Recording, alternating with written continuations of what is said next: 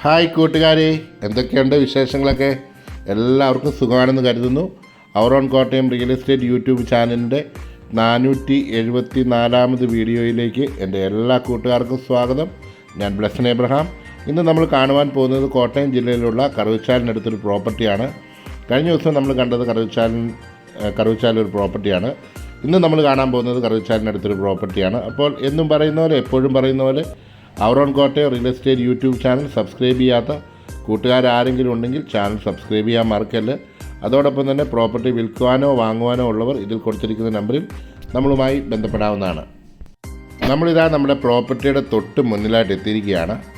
8.5 സെൻറ്റിൽ 1300 square ഫീറ്റിൽ 3 ബെഡ്റൂമുകളുള്ള, അതും attached ബാത്റൂമോട് കൂടിയ ഒരു ഒറ്റ നില വീടാണ് നമ്മളിന്ന് കാണുവാനായിട്ട് വന്നിരിക്കുന്നത്.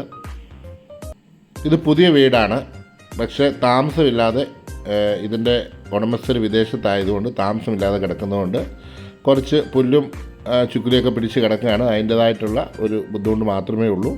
ഒന്ന് പെയിൻ്റ് അടിച്ച് വൃത്തിയാക്കി എടുത്തു കഴിഞ്ഞാൽ പുതിയ വീട് പോലെ തന്നെ ആക്കിയെടുക്കാവുന്നതാണ്. ഇപ്പോൾ താമസമില്ലാതെ കിടന്നതിൻ്റെ ഒരു ചെറിയ ബുദ്ധിമുട്ടുകളുണ്ട്. കിണറാണ്, ധാരാളം വെള്ളം ലഭിക്കുന്ന ഒരു കിണറുണ്ട്. ഞാൻ പറഞ്ഞല്ലോ, കിണറ്റുമൊക്കെ കുറച്ച് ചപ്പും കാടും ഒക്കെ പിടിച്ച് കിടക്കുന്നുണ്ട്. ബസ് സ്റ്റോപ്പിലേക്ക് 1 കിലോമീറ്റർ മാത്രമാണ് ദൂരം. കൂത്തറപ്പള്ളി ജംഗ്ഷനിലാണ് നമ്മൾ ഈ പറയുന്ന ബസ് സ്റ്റോപ്പിൻ്റെ തൊട്ടടുത്ത് തന്നെ ജംഗ്ഷൻ കൂത്തറപ്പള്ളി ജംഗ്ഷനാണ്. ധാരാളം മരങ്ങളും ചെടികളും ഒക്കെ ഈ ഒരു പ്രോപ്പർട്ടിയിലുണ്ട്. കായ്ക്കുന്ന തെങ്ങ്, റംബുട്ടാൻ, അതുപോലെ തന്നെ മാവ്, അങ്ങനെ എന്തൊക്കെയോ ചെറിയ ചെറിയ ചെടികളും മരങ്ങളും ഒക്കെ ഉള്ള ഒരു പ്രോപ്പർട്ടി തന്നെയാണ്. മുറ്റമൊക്കെ അത്യാവശ്യമുണ്ട്. 2.5 കിലോമീറ്റർ മാത്രമാണ് കറുവച്ചാൽ ടൗണിലോട്ടുള്ള ദൂരം. കറുവച്ചാൽ ടൗണിനെ പറ്റി ഞാൻ കൂടുതലൊന്നും പറയേണ്ട കാര്യമില്ല. എല്ലാവിധ ആവശ്യങ്ങൾക്കും നമുക്ക് കറുവച്ചാലിനെ ആശ്രയിക്കാവുന്നതാണ്. രജിസ്ട്രേഷൻ ഓഫീസ് മുതൽ പോലീസ് സ്റ്റേഷൻ, ആശുപത്രികൾ, കണ്ണാശുപത്രികൾ. പണ്ടത്തെ ഒരു ഫേമസ് കണ്ണാശുപത്രി എന്ന് പറയുന്നത് കറുവച്ചാലിലെ കണ്ണാശുപത്രിയായിരുന്നു എൻ്റെയൊക്കെ ചെറുപ്പത്തിൽ കേട്ടോ. എൻ്റെയൊക്കെ ചെറിയ പ്രായത്തിൽ ഞാൻ കണ്ണ് കാണിക്കാനൊക്കെ പോകുന്നത് ആശുപത്രിയിലാണ്, ഈ കറുവച്ചാൽ എന്ന് പറഞ്ഞ സ്ഥലത്ത്. അങ്ങനെ ആദ്യമായിട്ട് കറുവച്ചാൽ കാണുന്നത്. പിന്നെ 13 കിലോമീറ്റർ മാത്രമേ ഉള്ളൂ ചങ്ങനാശ്ശേരി ടൗണിലോട്ടുള്ള ദൂരം. ഈ പ്രോപ്പർട്ടിയിൽ നിന്നുള്ള ദൂരമാണ് ഞാൻ പറയുന്നത്. 13 കിലോമീറ്റർ മാത്രമേ ഉള്ളൂ നമുക്ക് ചങ്ങനാശ്ശേരിയിലോട്ടുള്ള ദൂരം. നമ്മൾ വീടിൻ്റെ മുൻവശമൊക്കെ കണ്ട് പുറകുവശത്തുകൂടെ നമ്മളിങ്ങനെ കയറി ബാക്ക് സൈഡ് വഴി നമ്മളിങ്ങനെ മുൻവശത്തേക്ക് വരികയാണ്. 2 സൈഡിൽ നിന്നും വീടിൻ്റെ മുകളിലേക്ക് ടോപ്പിലേക്ക് കയറാനുള്ള സ്റ്റെയർ കേസ് കൊടുത്തിട്ടുണ്ട്.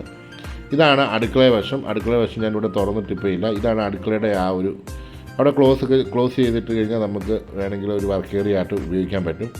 വീടിൻ്റെ ബാക്കി ഭാഗങ്ങളിലേക്ക് നമുക്ക് കാണാം. വീടിൻ്റെ സൈഡ് വഴി നമുക്ക് ഒരാൾക്ക് നടന്നു പോകുന്ന രീതിയിലുള്ള ഇട 2 സൈഡിലും ഉണ്ട്. അപ്പുറത്തെ സൈഡിൽ ഇതിൽ കൂടുതൽ ഇടയുണ്ട്. എല്ലാം നല്ല വലുപ്പം ഉള്ള ഒരു വീട് തന്നെയാണ്, ഒറ്റ നിലയാണ്. ഇതാണ് നമ്മൾ കയറുന്ന മെയിൻ ഡോറ്. ഞാൻ പറഞ്ഞത് കുറച്ച് ചുക്കിയൊക്കെ പിടിച്ച് കിടപ്പുണ്ട്. തൂത്തു വരാത്തതിൻ്റെ കുറച്ച് പ്രശ്നങ്ങളൊക്കെ ഉണ്ട്.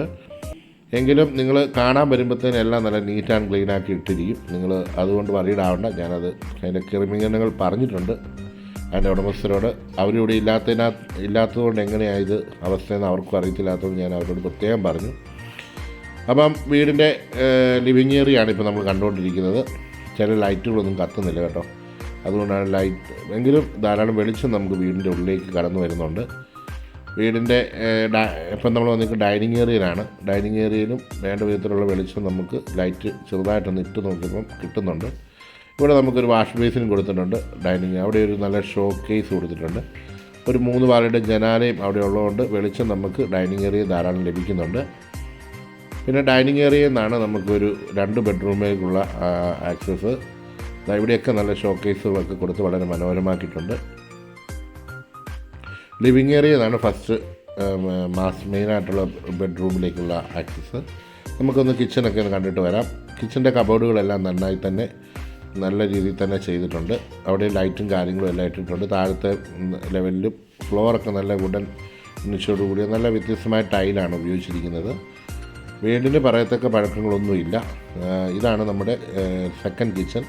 ഇവിടെ നമുക്ക് തീ കത്തിക്കാനുള്ള ചെറിയൊരു ഓപ്ഷനൊക്കെ ഉണ്ട്. ഇവിടെ നമുക്ക് വാഷിംഗ് മെഷീൻ വെക്കാനുള്ളൊരു ഓപ്ഷനുണ്ട്. ഇത് പുറത്തോട്ടുള്ള ഞാൻ മുമ്പേ കാണിച്ച ആ ഡോറാണ്. ഡബിൾ പാളി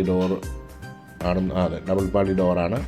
ഇവിടെ വാഷിംഗ് മെഷീൻ വെക്കാം. ഇവിടെ നമുക്ക് തീ കത്തിക്കാം. പുകയില്ലാത്ത അടുപ്പ്.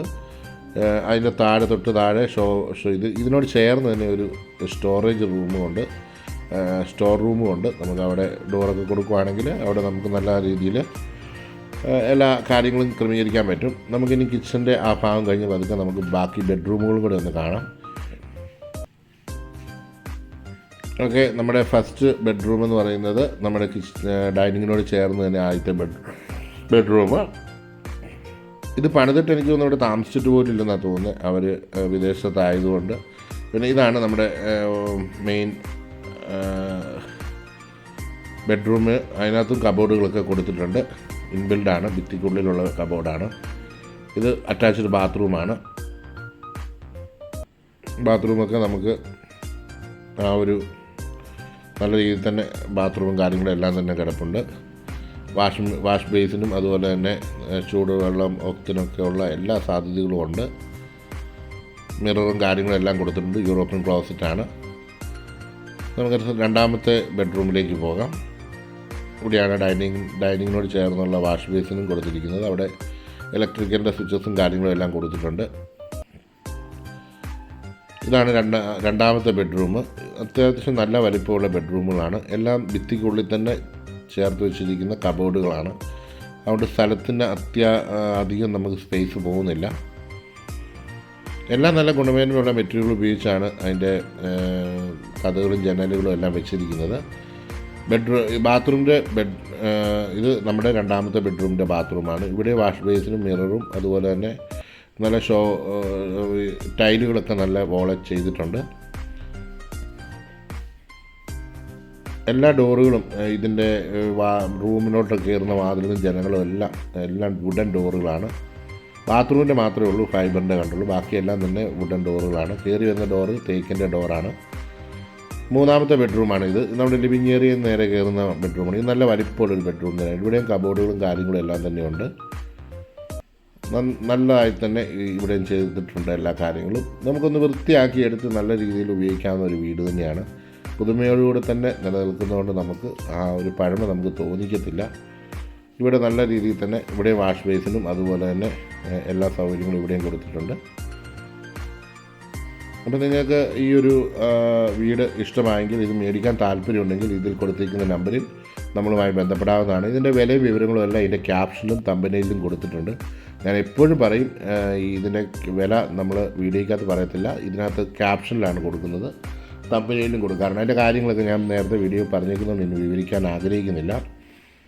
പിന്നെ നിങ്ങൾ ഈ വീഡിയോയെ പറ്റി അഭിപ്രായങ്ങളൊക്കെ പറയുകയാണെന്നുണ്ടെങ്കിൽ നിങ്ങളുടെ കമൻറ്റ് ബോക്സിൽ ചെയ്യാവുന്നതാണ്. നിങ്ങൾക്കപ്പം അതിൻ്റെ കാരണം നമുക്കും ഒരു സന്തോഷമാണ്.